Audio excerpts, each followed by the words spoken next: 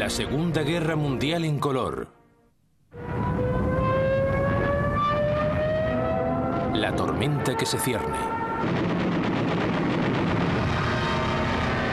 1 de septiembre de 1939. Las tropas alemanas se internan en Polonia dispuestas a conseguir una rápida e incontestable victoria. Apenas 20 años atrás, sus predecesores marchaban también, pero entonces regresaban a su patria como un ejército derrotado. Noviembre de 1918. 4 años después del inicio de la Primera Guerra Mundial, el emperador de Alemania, el Kaiser Guillermo II, se ve forzado a abdicar. Sus ejércitos han sido destrozados tras una implacable ofensiva realizada por las tropas británicas, francesas y americanas. Su pueblo se enfrenta ahora al hambre. Y una peligrosa leyenda comienza a arraigar. Los generales y las tropas se quejan de no haber sido derrotados en el campo de batalla, sino traicionados por sus propios políticos cobardes. En cualquier caso, a las 11 de la mañana del 11 de noviembre de 1918, la 11ª hora del 11º día del 11º mes, la Primera Guerra Mundial toca a su fin.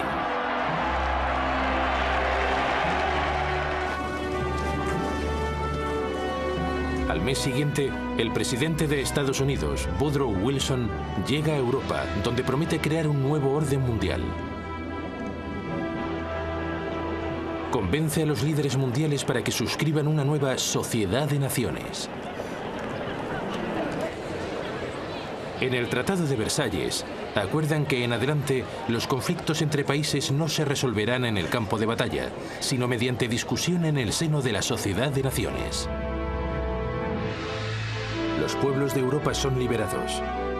El Imperio Austrohúngaro, aliado de Alemania, es desmembrado. Se crean además nuevas naciones: Austria, Polonia, Hungría, Checoslovaquia, Yugoslavia, Letonia, Lituania y Estonia. El territorio de Alemania queda notablemente reducido. Pero este proceso es una bomba de relojería. No todos festejan el nacimiento de países como Checoslovaquia. Algunos de estos nuevos estados albergan importantes minorías alemanas. En el futuro, el anhelo de reunir todas las poblaciones alemanas se irá adueñando de Europa. El pueblo alemán, destrozado por la guerra, sufre aún una humillación final. Es obligado a pagar 6.600 millones de libras a Francia y Alemania en concepto de reparaciones. Una suma desorbitada que difícilmente podrán afrontar. Y cuando Wilson regresa a América, su nuevo orden mundial se desmorona de inmediato. El Congreso de Estados Unidos decide que no se puede arriesgar a involucrarse en una nueva guerra en Europa. Rehúsa adherirse a la Sociedad de Naciones y Estados Unidos se recluye en el aislacionismo. Ahora Alemania es una nación muy distinta. Continúa siendo el país más grande de Europa, pero su monarquía militarista se ha ido a pique. Se ha convertido en una democracia. Pero su gobierno, la denominada República de Weimar, pronto se ve sacudido por una serie de episodios convulsos. Se prodigan los enfrentamientos callejeros entre nacionalistas de extrema derecha y comunistas que intentan poner en marcha una revolución. Más adelante, en 1923, el país se ve asfixiado por una hiperinflación cuyo porcentaje aumenta en varios centenares en un solo mes. Los ahorros del pueblo llano se esfuman. Se crea así el terreno abonado para una nueva modalidad de agitadores políticos de extrema derecha.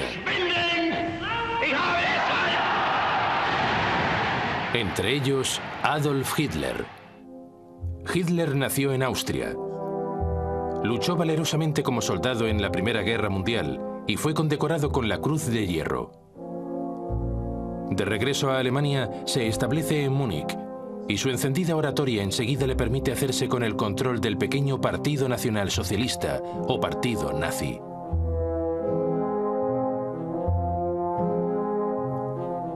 En octubre de 1923, Hitler y sus esbirros intentan un golpe armado contra el gobierno de Weimar. La intentona fracasa y Hitler es condenado a 9 meses de reclusión. En su celda escribe un libro, Mein Kampf, Mi lucha, en el cual achaca los males que padece Alemania a los judíos y exige que el país recupere su poder y se anexione nuevos territorios en el este. Tras ser puesto en libertad, se centra en la tarea de organizar la militancia nazi como un partido político serio y disciplinado. A partir de este momento, se valdrá del sistema democrático para conquistar el poder.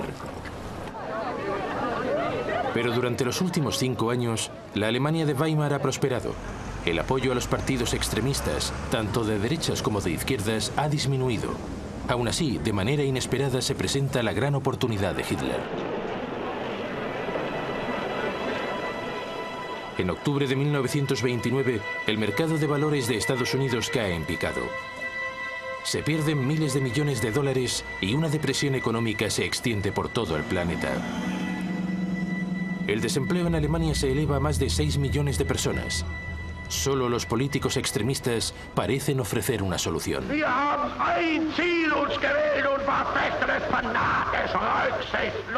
Políticos como Hitler. En 1931, su partido nazi es ya un verdadero movimiento de masas. Posee su propia legión de matones de camisa parda, las SA o secciones de asalto, que suman casi 3 millones de miembros. En las elecciones de 1932, los nazis se convierten en el partido con mayor representación en el Parlamento alemán, el Reichstag. Pero Hitler rechaza cualquier coalición y el Parlamento queda paralizado. Para superar el punto muerto, el presidente Hindenburg lo nombra canciller en enero de 1933. El gobierno del país ya está en manos de Hitler. Un mes después, el Reichstag es incendiado. Hitler acusa a los comunistas y reclama poderes extraordinarios, que en adelante utilizará para prohibir otros partidos políticos. En agosto de 1934 muere el presidente Hindenburg. Hitler se autodeclara presidente. Ya es el líder absoluto de Alemania, el Führer.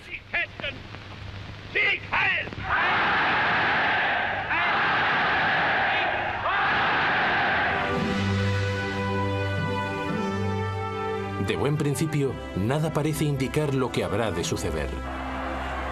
Durante los 3 años siguientes, el Führer se concentra en la recuperación de la economía alemana. A fin de reducir el desempleo, invierte millones en obras públicas, que incluyen 8.000 kilómetros de red de autopistas.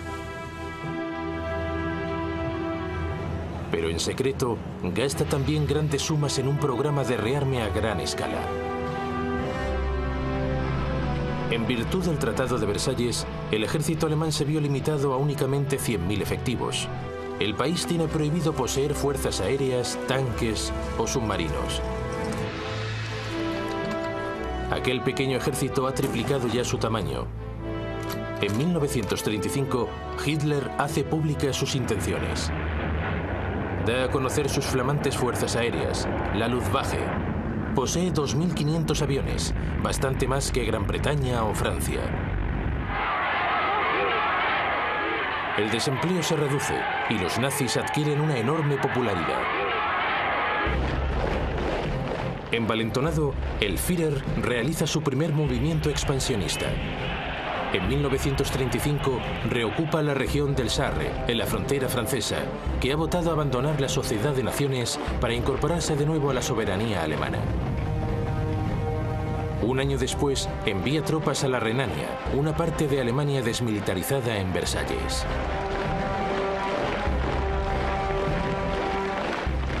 Por el momento, muchos consideran que Hitler se limita a reclamar lo que pertenece legítimamente a Alemania. Ni Gran Bretaña ni Francia expresan objeción alguna.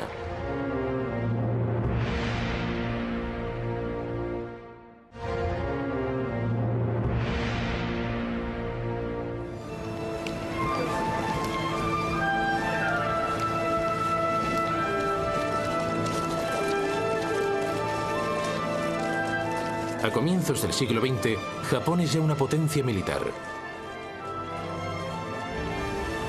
Derrota a Rusia en una guerra en 1905 y lucha junto a los aliados en la Primera Guerra Mundial. Al terminar la guerra, Japón es una reconocida potencia mundial adscrita a la Sociedad de Naciones. Pero desde el punto de vista político, ofrece un montón de contradicciones. Formalmente es una democracia, pero la tradición feudal sigue teniendo un gran peso. La mayoría de japoneses veneran a su emperador como un dios viviente y lo contemplaban como su auténtico líder. Y el país debe hacer frente a graves problemas económicos. Su población se dispara. Y no posee recursos naturales para abastecer de combustible a las industrias que se expanden a marchas forzadas. Los líderes del país necesitan soluciones y las detectan en la región china de Manchuria.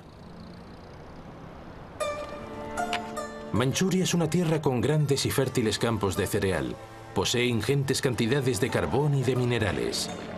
Es un objetivo perfecto. Las tropas japonesas ya están allí estacionadas. Otros eventuales objetivos son las colonias gobernadas por potencias europeas.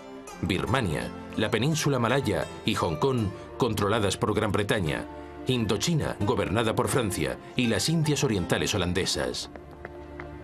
Pero en este escenario, Japón ha de obrar con cautela. No es cuestión de provocar a la otra gran potencia del Pacífico: Estados Unidos. Pese a sus consignas antiimperialistas, Estados Unidos controla de facto un imperio no oficial en el Pacífico. Las Filipinas, Guam y un puñado de islas se encuentran bajo su dominio directo. Sin duda posee la fuerza suficiente para hacer frente a Japón, pero desde el final de la Primera Guerra Mundial, el país está ocupado en otras distracciones. En el transcurso de los años 20, la nación se centró en la explotación de sus vastos recursos naturales. Tuvo lugar un boom económico que parecía no tener fin. Muchos hicieron fortuna, tanto en la industria como en el mercado bursátil. Con distracciones como esta, las tropelías crecientes de Japón en el Pacífico se antojan demasiado lejanas. Estados Unidos redujo drásticamente su ejército al término de la Primera Guerra Mundial y firmó un tratado de reducción de la flota de guerra con Gran Bretaña, Francia y Japón. En consecuencia, la superioridad naval en el Pacífico se decantó a favor de Japón. Años después llega la Gran Depresión.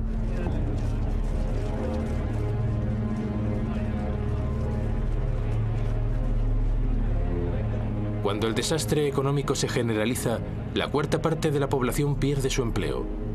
Decenas de miles de personas se quedan sin hogar y deben alojarse en barracas. Si antes América estaba distraída por la diversión, ahora lo está por el dolor. Para Japón es el momento de mover ficha.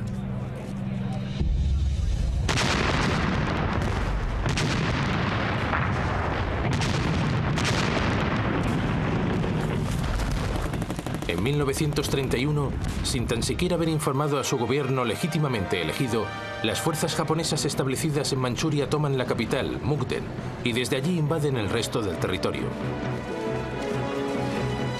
Un estado títere, Manchukuo, es proclamado bajo un gobierno igualmente títere.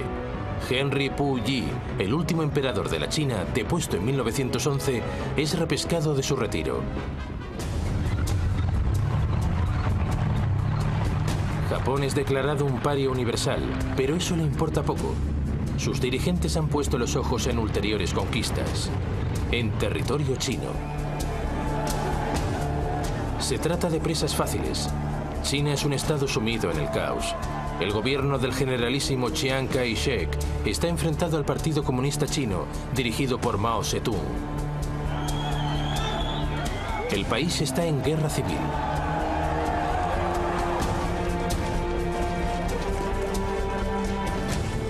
En 1936, como preludio de la invasión, los japoneses firman un pacto con Hitler. El objetivo es protegerse de cualquier ataque de la Rusia soviética cuando actúen en territorio chino. Más adelante, en julio de 1937, los japoneses provocan un incidente con las tropas chinas e invaden el país.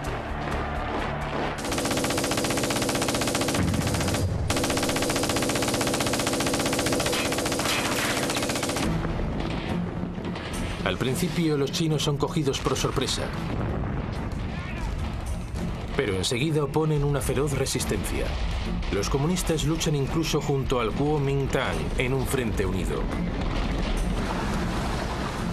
Los japoneses responden con aparatosos desembarcos y a finales de 1937 ya han invadido extensas partes del norte de China y de la costa.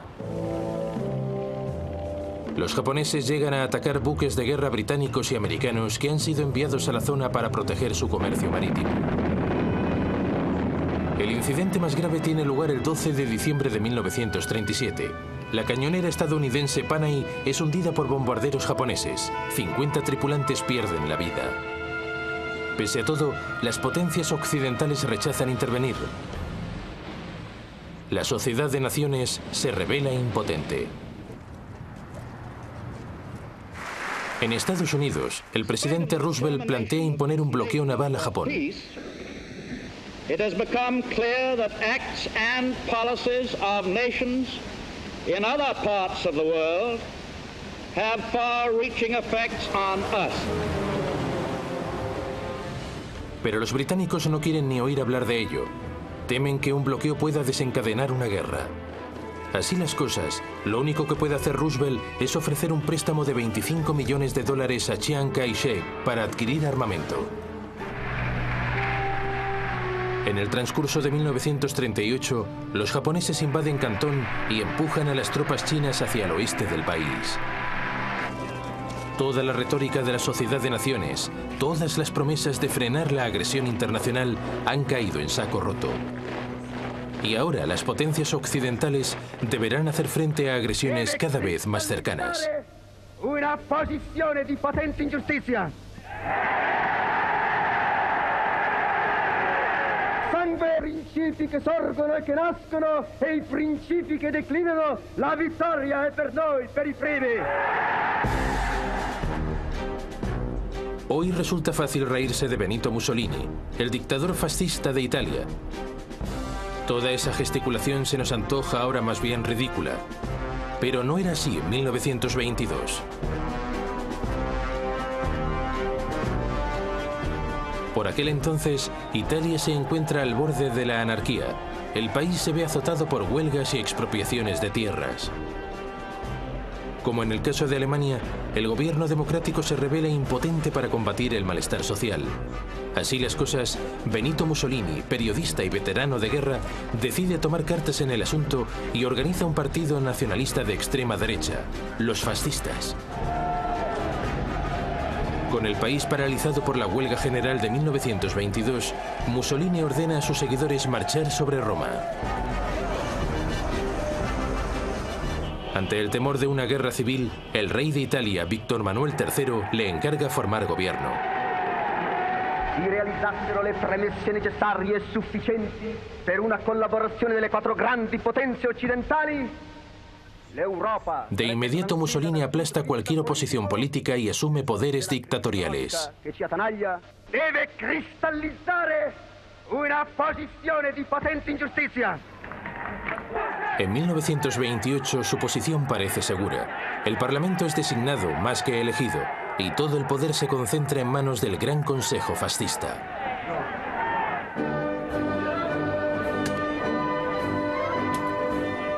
Como en el caso de Hitler, las primeras decisiones de Mussolini lo hacen inmensamente popular. Ambiciosos programas de obras públicas proporcionan empleo y transforman la infraestructura de Italia.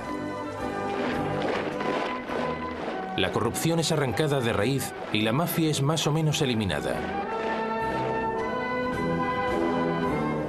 El ejército italiano se refuerza sustancialmente, entre otras cosas mediante la creación de unas fuerzas aéreas modernas y avanzadas. La armada de Mussolini en el Mediterráneo es más potente que las flotas británica y francesa juntas.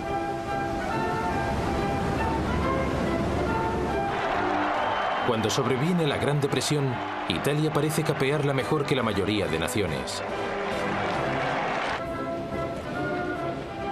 Mussolini se convierte en un referente universal. Numerosos dirigentes políticos, y entre ellos el propio Hitler, contemplan el sistema fascista como un modelo de gobierno fuerte y resuelto, en contraste con la debilidad de las democracias de Gran Bretaña y Francia. Pero Mussolini busca algo más que adulación.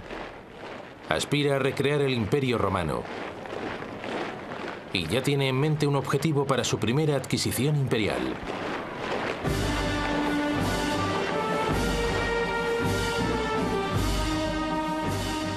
Ese objetivo es Abisinia, la actual Etiopía. Italia posee ya colonias en sus fronteras, en Eritrea y en la Somalia italiana. En diciembre de 1934, el ejército italiano provoca un enfrentamiento con las tropas abisinias junto a un oasis de la región de Ogaden, en el interior del territorio abisinio. Mussolini responde enviando refuerzos a Eritrea y a la Somalia italiana, y exigiendo que Abisinia pague indemnizaciones.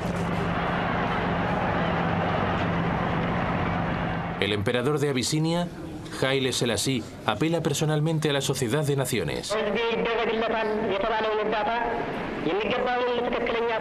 Acude a ella para que sea coherente con sus ideales. Se trata de un pequeño país amenazado por otro miembro de la Sociedad de Naciones. Es la prueba de fuego.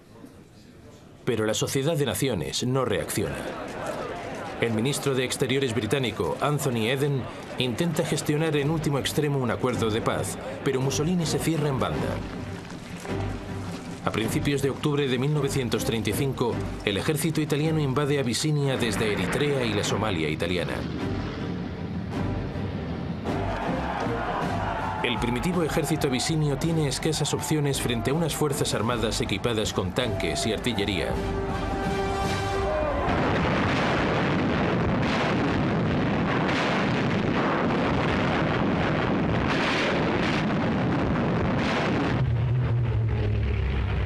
La aviación italiana domina por completo el espacio aéreo y hostiga sin descanso a los abisinios. En ocasiones arroja bombas de gas, pese a que su uso está considerado un crimen contra la humanidad por el Tratado de Versalles. 6 meses después, Abisinia está ocupada por completo. El emperador Haile Selassie se ve obligado a exiliarse.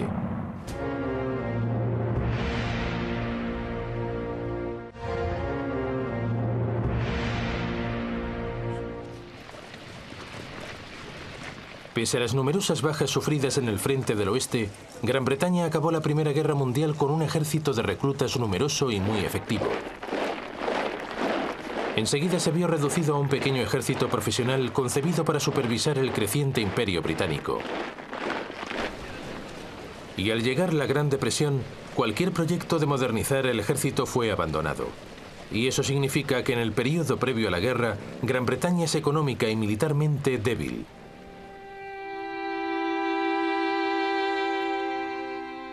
Las bajas francesas durante la Primera Guerra Mundial fueron aún mayores que las británicas. Siempre recelosa de los alemanes, Francia mantuvo un nutrido ejército de reclutas, pero el índice de natalidad disminuyó en el transcurso de los años 20. Estaba claro que tendría lugar un déficit de recursos humanos entre mediados y finales de los años 30. Ahora Francia es consciente de que no puede competir contra Alemania en cuanto a número de efectivos militares.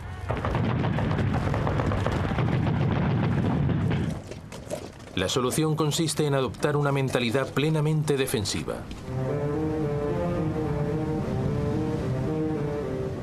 La línea Maginot, levantada a partir de 1930, se compone de un cordón de fortificaciones que transcurre a lo largo de la frontera germano-francesa hasta la frontera belga.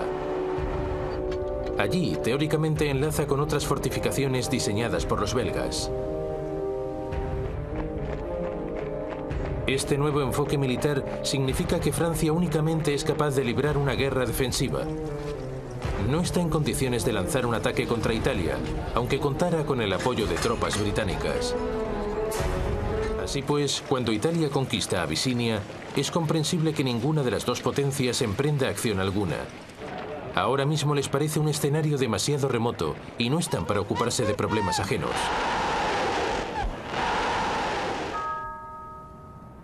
Por el momento ya tienen suficiente con enfrentarse a los traumas de la Gran Depresión. La presión resultaría excesiva y, sobre todo, ambos países se enfrentan ahora a una amenaza militar mucho más cercana. Una Alemania renaciente y rearmada.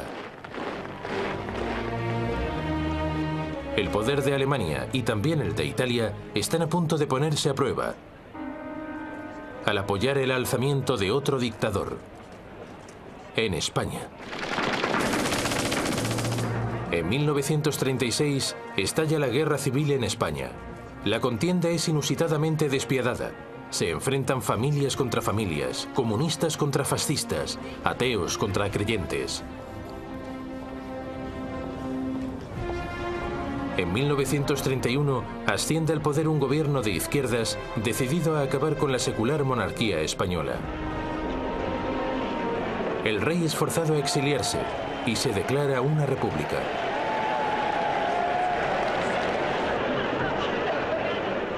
En febrero de 1936, los partidos de izquierda se alían en un frente popular para enfrentarse a las fuerzas derechistas en unas elecciones generales.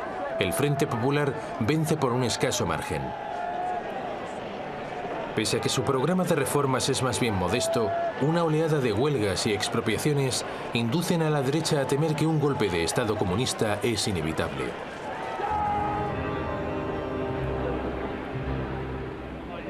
En el seno del ejército español, un bastión de la ideología católica y conservadora, los oficiales de alto rango comienzan a sopesar la viabilidad de un golpe de Estado.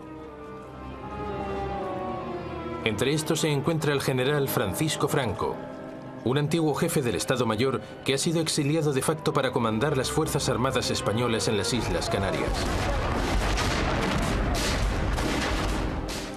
El 17 de julio de 1936, las unidades del ejército que combaten contra las guerrillas en la colonia española de Marruecos se amotinan. Al día siguiente, Franco huye para unirse a ellas, proclamando un nuevo movimiento nacionalista destinado a salvar a España del comunismo. Las guarniciones peninsulares se suman a la revuelta. El Frente Popular responde reclutando voluntarios para defender la República. El país está ya en pie de guerra.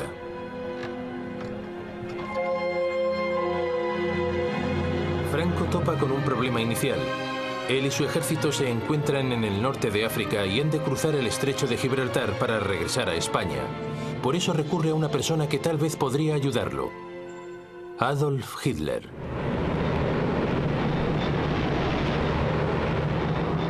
Antes de un mes, los aviones de transporte de la flamante Luftwaffe de Hitler ya han habilitado un puente aéreo para trasladar a los bregados veteranos de Franco hasta el sur de España.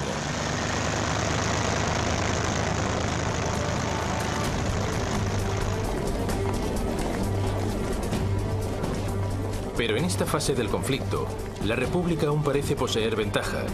Los alzamientos militares a favor de Franco en Madrid y Barcelona han sido rápidamente aplastados, dejando la mayor parte del este del país bajo el control del gobierno republicano. Los nacionalistas de Franco, localizados mayoritariamente en el noroeste y en parte del sur de España.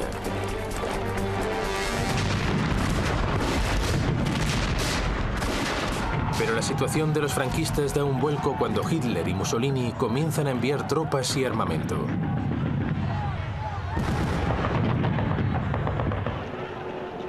El dictador alemán aprovecha la oportunidad para poner a prueba sus nuevos pertrechos y sus dilatadas fuerzas armadas. Son enviados los primeros Panzer con cerca de 12.000 soldados. Y la Luftwaffe despliega su Legión Cóndor con sus ultramodernos bombarderos y aviones de combate.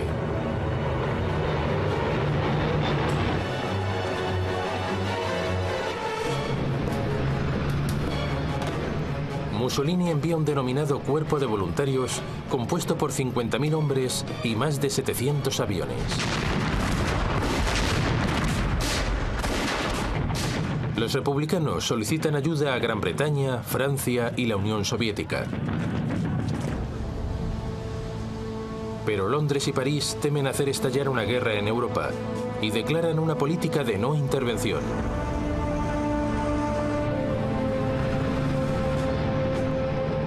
De manera harto cínica, Alemania e Italia suscriben la declaración, pero cuando se hace evidente que no dejan de enviar armas a las tropas franquistas, Joseph Stalin, el líder soviético, anuncia su disposición a ayudar a la República. Stalin está inquieto por la extensión del fascismo en Alemania. Hitler ha dejado muy claro que para él el comunismo es el principal enemigo del nazismo.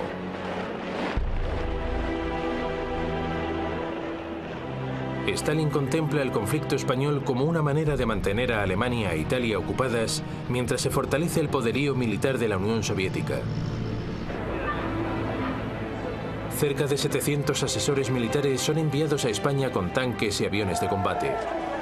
No es poca cosa, pero no se puede comparar a la ayuda recibida por Franco. En realidad, la principal ayuda exterior a la República no procede de ningún Estado, sino de voluntarios, las Brigadas Internacionales. Cerca de 30.000 izquierdistas americanos, británicos, franceses y alemanes se alistan para combatir en España.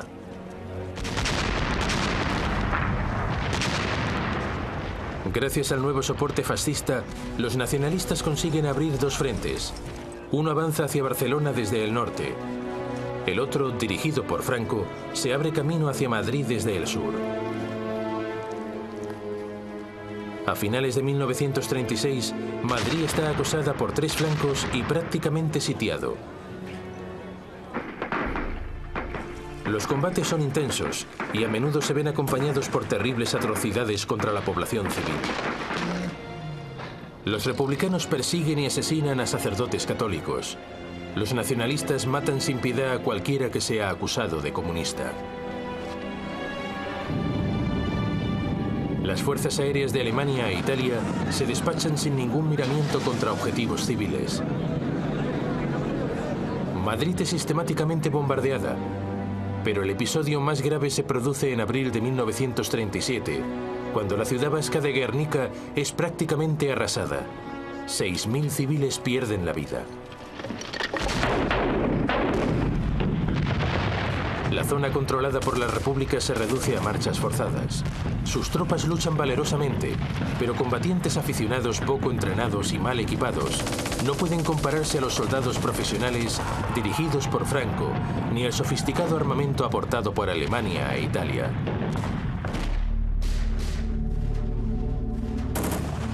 A medida que la guerra se va alargando, los combates en la periferia de Madrid se convierten en un símbolo de la determinación de las izquierdas de no ser aplastadas por una dictadura de corte fascista. Pero entre bastidores, la alianza republicana se viene abajo.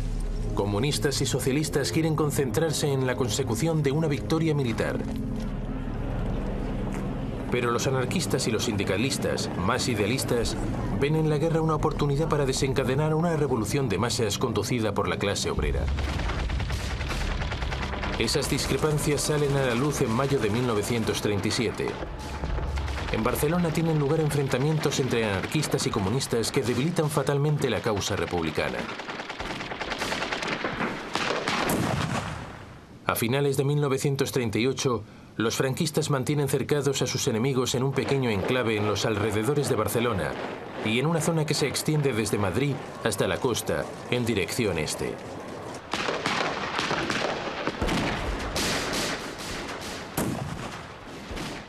Madrid continúa resistiendo, pero las brigadas internacionales ya se han retirado. Cada vez más naciones reconocen el gobierno de Franco a medida que sus tropas se aproximan a Madrid para lanzar el asalto final.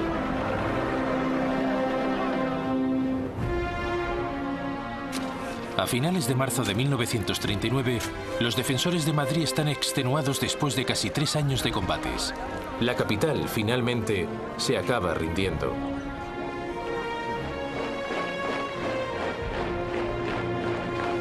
Un mes después, Franco declara oficialmente el final de las hostilidades.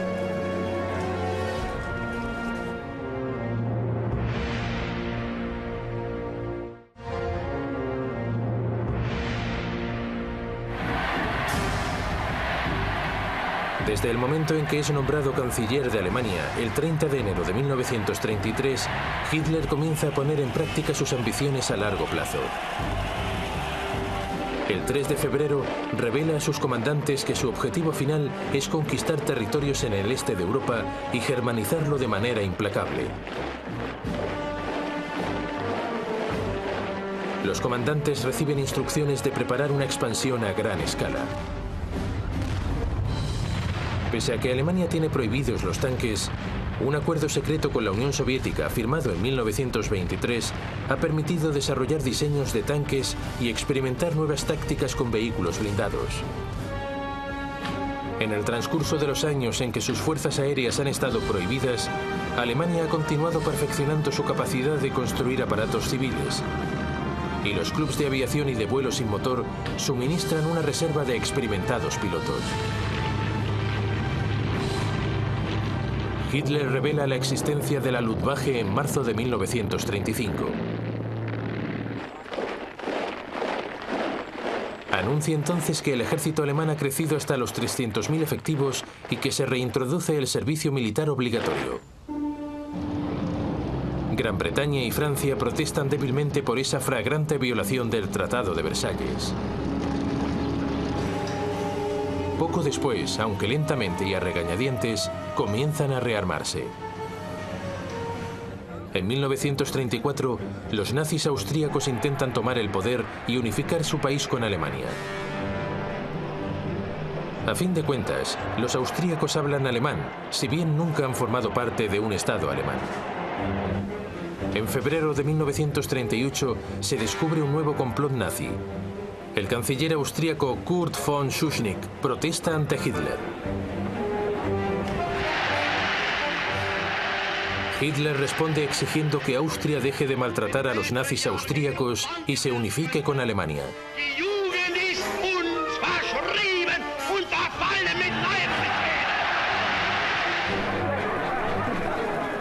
De inmediato, Schuschnigg convoca un referéndum para que los austríacos voten si quieren o no seguir siendo independientes. Pero el 12 de marzo de 1938, la víspera del referéndum, ante el temor de que el resultado no sea el deseado, Hitler envía sus tropas.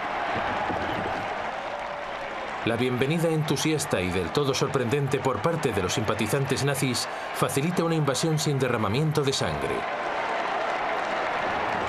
Al cabo de unas horas, Hitler anuncia la incorporación de Austria al Tercer Reich.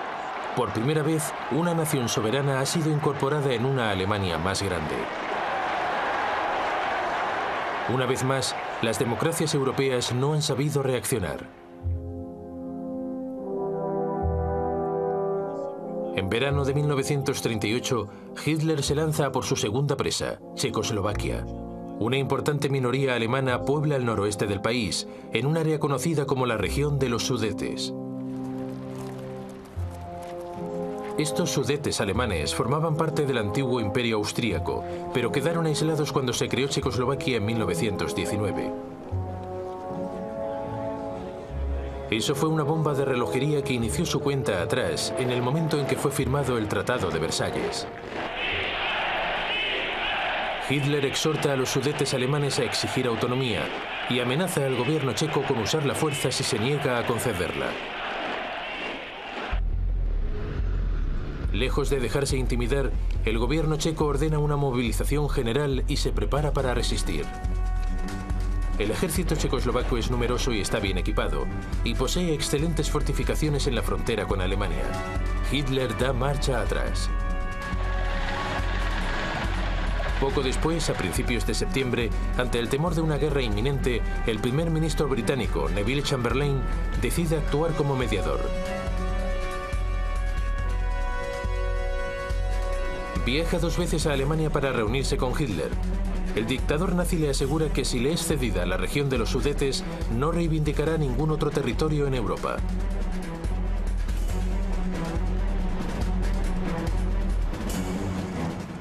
El 29 de septiembre de 1938, en Múnich, con Mussolini actuando como mediador, Francia y Gran Bretaña firman un acuerdo en virtud del cual se entrega la región de los Sudetes a Alemania a cambio de una declaración formal por parte de Hitler de no plantear nuevas exigencias territoriales. Chamberlain regresa a Gran Bretaña ondeando el papel que, según él, garantiza la paz.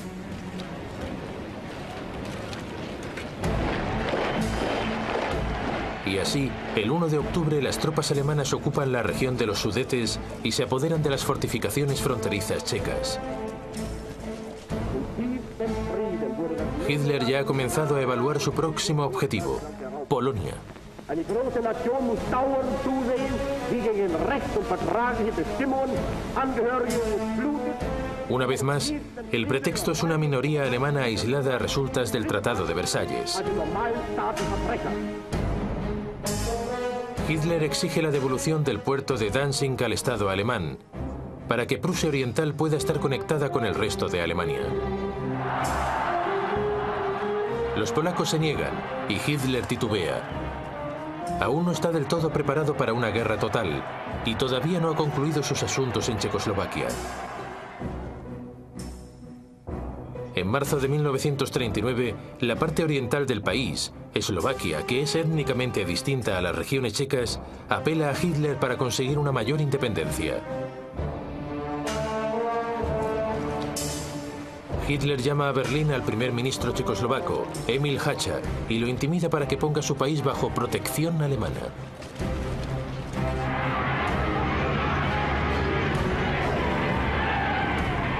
Las tropas alemanas marchan en el resto de Checoslovaquia sin encontrar oposición. La mayor parte del país es anexionada al Reich. Eslovaquia es declarada un protectorado. Por primera vez, Hitler ha ocupado territorios no germanófonos, pero de nuevo las protestas de Gran Bretaña y Francia no pasan de discretas. A finales de marzo, Hitler reitera su exigencia de que Polonia renuncie a Danzig. Esta vez Francia y Gran Bretaña anuncian inequívocamente que declararán la guerra si Polonia es atacada.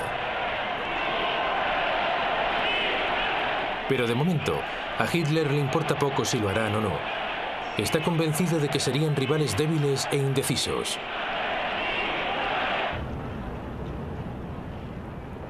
En Rusia, la preocupación de Stalin por las agresiones de Alemania es cada vez mayor. En abril propone una alianza con Gran Bretaña y Francia.